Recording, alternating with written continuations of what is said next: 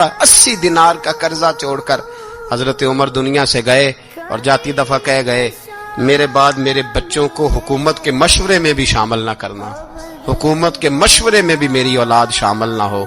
इतना बड़ा शख्स इतना बड़ा रंग दे के यकम मुहर्रम को जब उम्र फारूक का विसाल हुआ तो बेटे से कहने लगे, अम्मा आयशा से जाके कहो मेरा भी नबी पाक के रोजे में दफन होने को दिल करता है। एक कब्र की जगह है अम्मा जी ने अपने लिए रखी है, बुखारी है बुखारी।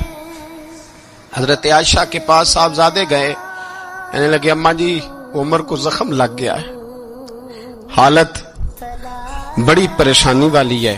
वो कहते हैं अगर अम्मा इजाजत दें। सैयद आयशा रो पड़ी, फरमाने लगी कि वो अपनी कब्र की जगह तो नहीं ना किसी को देता, पर उमर ने कमाल ही बड़ा किया, उसे कहो जाओ गुंबद खजरा में कयामत तक जो मुस्तफा पे और अबू बकर पे सलाम पड़ेगा वो तुझ पे भी सलाम पढ़ के जाएगा, जाओ मैंने जगह दी। आला हजरत फाजिल बरेलवी रहमतुल्लाह अलैह फरमाते हैं, वो उमर जिसके आदा पे शायदा शकर, उस खुदा दोस्त हजरत पे लाखों सलाम, उस खुदा दोस्त हजरत पे।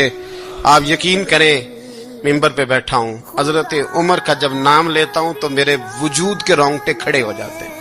हजरत उमर की जिंदगी जब पढ़ता हूं तो लगता है खुदाया ऐसे शख्स भी दुनिया में आए, ऐसे लोग भी दुनिया में होकर गुजरे, ऐसा शख्स भी आया जिसने दुनिया सारी इस्लाम की गर्विदा कर दी। और वक्त आया तो चरवाहों से माफियां मांग मांग के कहा कि देखना उमर के बारे में दिल में बात कोई ना रखना।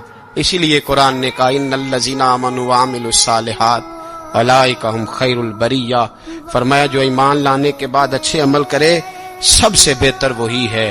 दुआ है अल्लाह हमारी नस्ल को हजरत उमर के नक्शे कदम का मुसाफिर बनाए।